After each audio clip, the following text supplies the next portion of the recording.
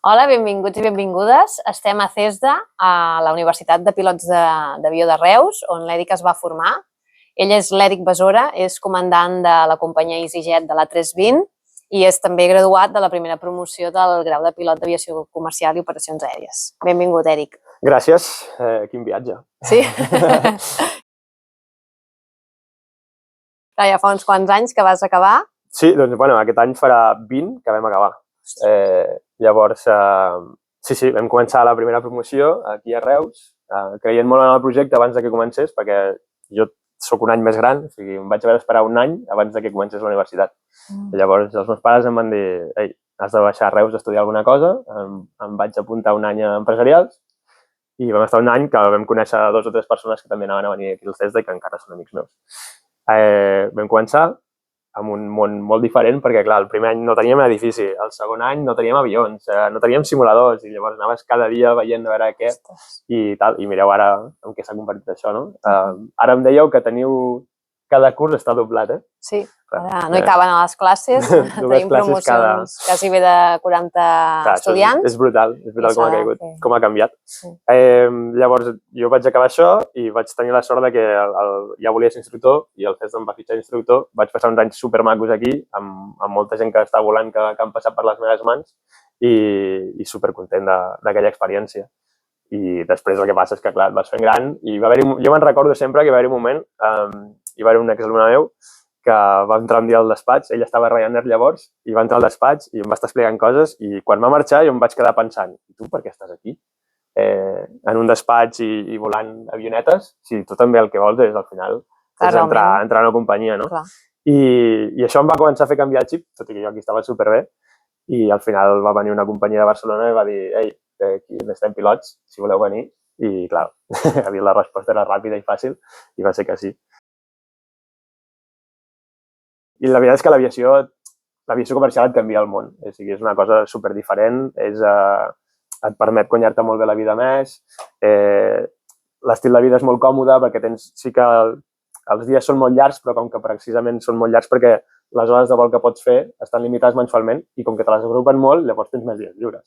Llavors, al final, tens bona vida, saps? En el sentit aquest. Sí que potser no estàs a tots els aniversaris que vols o els dies de festa que vols no els tens i tal, però al final tens dies lliures al mes que t'ajuda molt. I això, al final, clar, és un estil de vida completament diferent i espectacular, la veritat. Després d'aquesta companyia, el que va passar va ser que em va arribar una oferta d'una altra i simplement em vaig canviar perquè vaig voler veure una altra cosa a part de la primera companyia a la que estava, no? I estic així, a base de Barcelona, molt content i gaudint de l'aviació tot el que es pot. Molt bé. I aquest vídeo el fem també perquè molts dels teus seguidors et pregunten quina ha estat la teva trajectòria. Llavors, resumint una mica, tu vas estudiar el grau aquí a CESDA, vas fer el curs d'instructor, vas estar 6 anys llargs aquí a CESDA com a instructor i llavors vas saltar a companyia, com a first officer, no? Se li diu? Exacte. Amb aquesta companyia de Barcelona.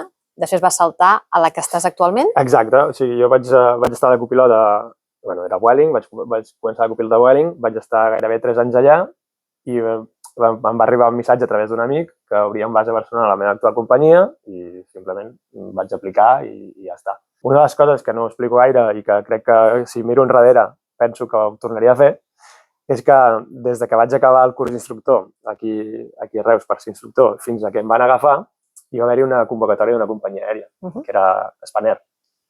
Llavors, l'última convocatòria de Spanair la van fer a Salamanca i ens hi van presentar moltíssima gent. Jo me'n recordo acabar d'estudiar, anar a Salamanca i trobar-te els teus instructors que també estaven entrant o volien entrar en aquella companyia, no? I et preguntaves una miqueta en plan, no sé què faig aquí, perquè aquesta gent a mi m'ha ensenyat, no? I al final, no sé com ben bé, però vam arribar al final de tot. Jo vaig arribar a l'última prova i al final em van dir que no. Però sempre me n'emporto d'això que tot i que em diguessin que no, al final d'allà vaig aprendre com era una convocatòria i com poder afrontar les següents que he fet. Perquè al final, quan Vueling em va trucar i va dir ei, vine que faràs les proves i tal, i jo anava supercalmat i supertranquil perquè ja ho havia fet abans i ja sabia què era.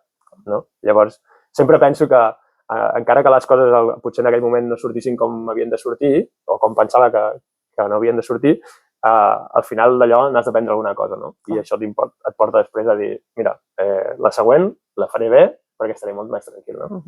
Llavors, hi va haver aquest entremig. Vés a saber on estaria ara si hagués passat aquella convocatòria. Ni idea. Però el que tinc molt clar és que la trajectòria que he fet, estic molt content amb com l'he fet i la tornaria a fer cada dia. Que bé, me n'alegro. Llavors, una pregunta que suposo que també et fan molt els teus seguidors és i la compaginació de la feina, perquè clar, comentaves el tema dels descansos, de les vacances, els festius, com ho fa una persona per compaginar-ho i arribar a tot? Doncs el més fàcil que es pot fer és que la companyia tingui un patró fixe, que vol dir que a vegades són 5 dies treballant, 4 lliure, 5 dies treballant, 3 de lliure, això cada companyia canvia, no? Si tens un patró fixe d'aquests, clar, és molt fàcil perquè tu pots anar, encara que no tinguis la programació del mes següent, pots anar comptant i sabràs exactament els dies que treballes i els que no, no? Llavors ja t'intentes posar les coses i moure les coses cap allà. Hi ha altres companyies que potser no tenen aquestes facilitats, però el que sí que deixen fer és canviar-te vols, no? I mira, ei, Eric, jo necessito aquest dia, no sé, el 17 de febrer, doncs el necessito lliure. Si em fan treballar, me'l canvio amb algú altre i tal. On estic ara, per exemple, no es poden canviar els dies així que és una mica de dir, m'ho demano abans, que sí que ens podem demanar uns quants dies lliures al mes, me'ls demano abans i a veure si me'ls donen o si no m'he de demanar vacances. Ja et planifiques. Sí, però t'has de planificar a molt temps vista, que és lo difícil. Allò de dir que et truquin els amics i dir, mira, el dissabte que ve anem a sopar, espera, ostres, doncs no, el diumenge m'he llevat a les 4 del matí, no puc. Clar. Això és difícil. I per una persona que pugui estar dubtant de si estudiar per ser pilot o no, per aquesta falta de compaginació potser personal amb la feina, tu què els hi diries? Bé, jo els diria que surt a compte segur, perquè al final sí que és un estil de vida que és diferent i potser et fan al revés de molta gent, però hi ha moltes altres feines que també van per torns i que també els tenen les vides canviades, no? Llavors, matins, tardes o nits, per exemple, doncs d'això també et canvia la vida, no? La meva dona treballa de nits moltes setmanes i llavors, clar, al matí no podem fer plans tampoc, perquè és diferent. Llavors no és una cosa específica de l'aviació. Però al final, com tot, les coses positives són molt millors que les negatives. I encara que t'hi costi acostumar-te, tu ho fas i ja està. Has de canviar l'enfoc i veure-ho així. I aprofitar molt els dies lliures. Al final el que fas... Jo tinc la sort que he vist molt lluny de Barcelona. La sort és el que vaig triar jo, I tinc la sort que m'agraden molt els avions, em sembla que se'm nota, però quan arribo a casa desconnecto el 100%. Llavors, perquè jo m'agrada aprofitar el meu temps lliure com jo vull, sense preocupacions d'altres coses de la feina. I això sí que és molt bo. Que bé. Hi ha moltes feines, no?, que quan arribes a casa sempre tens programets o sempre tens coses i, ostres, per demà he d'entregar això o he de fer això altre i ho tens al cap, no? L'aviació sí que té això. Les jornades poden ser molt llargues, però quan acabes, acabes. Ja està. Que no t'endús feina cap a casa. No t'endús feina cap a casa. Això està molt bé. Quina recomanació els donaries a les persones que vulguin fer aquests estudis? Mira, perfecte, perquè últimament molta gent m'escriu en plan de ei, com ho faries? I jo sempre dic que fugin una mica de les presses, que si tenen pressa, i entenc que tothom està en diferents posicions i volen diferents coses, i això és la seva opinió, o sigui, cadascú té la seva opinió i cadascú farà el que ells vulguin. Però jo sempre penso que si les coses han de fer bé, no ràpides. Llavors, si poden perdre el temps, entre cometes, per fer les coses millor que no pas ràpides, doncs que s'ho plantegin, no? Perquè jo sempre he pensat que moltes de les coses que estic fent ara i que utilitzo ara en el meu dia a dia les vaig aprendre aquí. I les vaig aprendre aquí perquè això em va donar una bona base. Si no tens aquesta bona base i el que et dediques és a fer-ho molt ràpid i estar en un banc de preguntes aprenent les respostes, no sé si el dia de demà aquests coneixements els tindràs tant.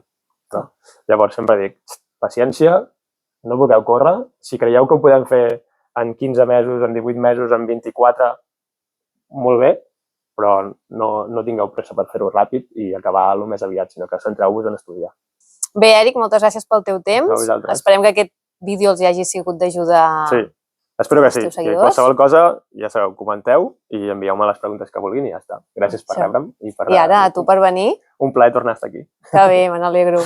Doncs ens veiem aviat i que vagi molt bé. Molt bé, gràcies.